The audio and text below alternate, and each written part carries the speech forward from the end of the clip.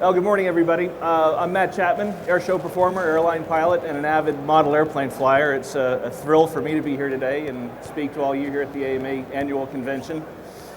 I was, don't take this wrong, I was just in the men's room with John Sharp, who spoke yesterday, and we'll be talking a little later. And he said, this is kind of like getting ready to go flying, how nervous you are and having to pee before you get up there in the air. And I'm like, no, this is about 10 times worse than getting ready to go fly an air show. I'm absolutely petrified right now. But it's really fun for me to be here. And I was watching some of the speakers yesterday, and I thought to myself, listening to Hoot Gibson and John Sharp and the rest of the speakers, I'm thinking, I'm outclassed here. I don't belong here. The talent and the skill and the depth of the people that were speaking yesterday far exceeds what I felt I had to offer. And talking to John Sharp last night, he reminded me, he said, you know, we're all here for the same reason. We're all here because we love aviation. We all love model airplanes. And we all are different, but we all have a story to share with you. And that's what I'm here to do today, is share my story. I want to thank the AMA, Dave Matheson, and the board, and all the employees of AMA for inviting me to come out and talk to you guys today. Just a little bit of a brief bio on me. I'm a 49-year-old guy. I'm a captain with American Airlines. I've been flying full-scale airplanes since 1979. I guess the tagline this year is, when I was bitten by the bug. And I have to say, I've been fortunate in that I've been bitten by several bugs at various times in my aviation career. My first bug was about when I was 8 years old, started building the small tissue model airplanes. I never flew them. I'd finish them, and before the dope was ever dry, I'd take them out in the backyard and I'd blow them up with firecrackers. I'm sure there's a deep-seated psychological issue there that's sure to surface one day, but it was interesting. But that was how I got into aviation. Maybe that's why I became an air show pilot, blowing up airplanes. I don't know. But shortly after that, when I was 10 years old, my family actually was transferred to England. So I actually grew up in England from age 10 to 19. So that's where my modeling career really started.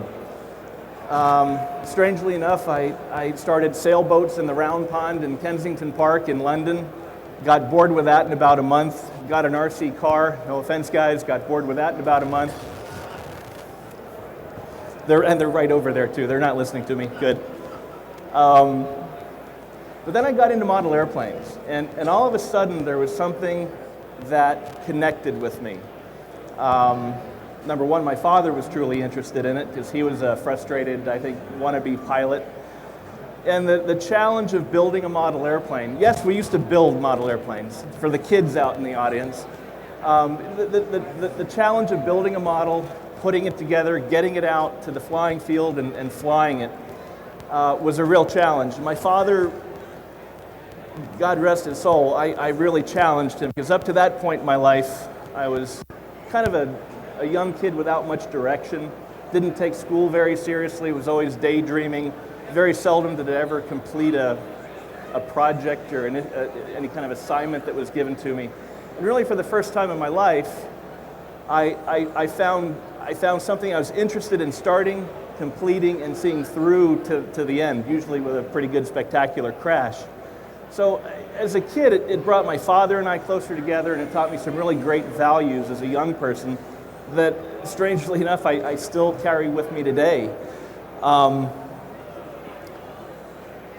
While I was in England, the model airplane flying turned to attending air shows. My very first air show was the Biggin Hill Air Show in England, and I remember vividly watching a small pit special taxi out. I'd never seen a pit special before. It was a single-seater, and it taxied out, and I thought, wow, look at that little tiny airplane taxiing out. It was hopping and skipping, and it was a little single seat, and I didn't really take that much notice other than it was a small airplane. Well, he taxied out to the end of the runway. Smoke came on. He came hurling down the runway, wheels just feet off the ground.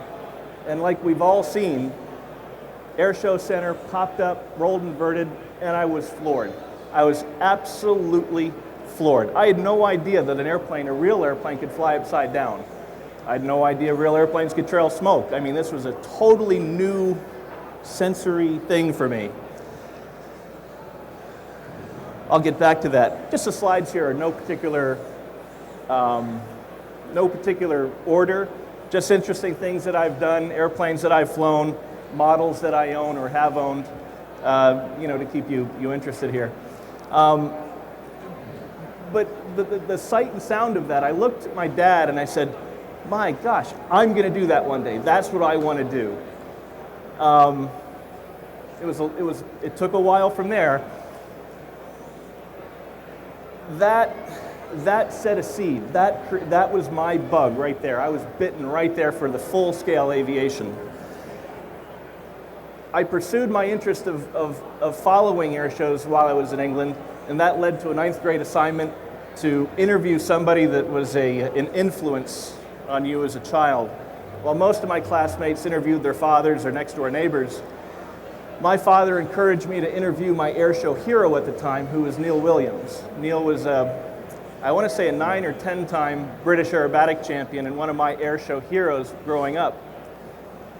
So through a few phone calls, I actually contacted this guy, Neal Williams. He answered the phone. I was a 9th grade kid and I was stammering and all nervous.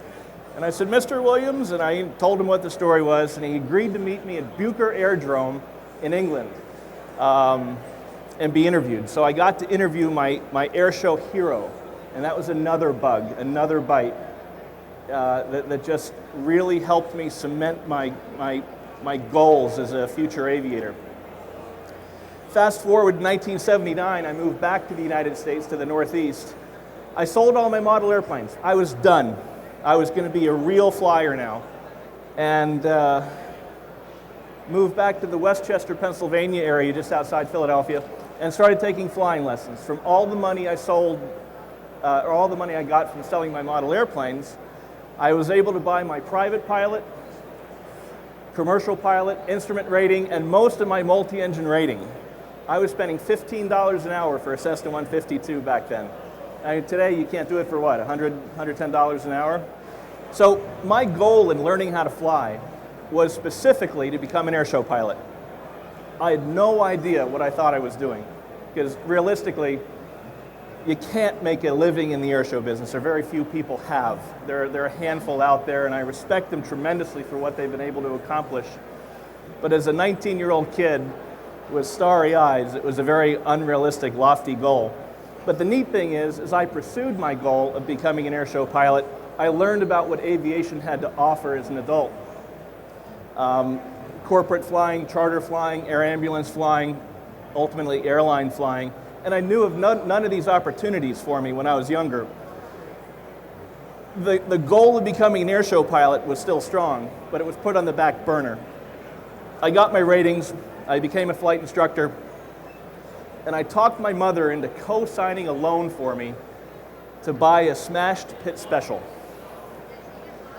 She was thinking, maybe broken landing gear and a scraped wingtip. Well, I showed up a few hours later after picking this thing up in a Jeep pickup truck, and the airplane was in the back of the Jeep pickup truck below the ledge of the thing. She just went ballistic. She couldn't, my mom, she made no money. She couldn't afford to do this. I'd never completed anything in my life, and here she is co-signing for a smashed airplane. So I proceeded to rebuild this thing on the 3rd floor of my mother's apartment building in my bedroom. 4 years later, it was finished. The parts were in various stages. The parts were lowered out of the 3rd story window, covered. I test flew it. And this is the best part. I taught myself aerobatics, having read the book by Neal Williams, Aerobatics. And I remember almost killing myself 3 times, but there were probably about another 15 or 20 times that I didn't know I was about to kill myself.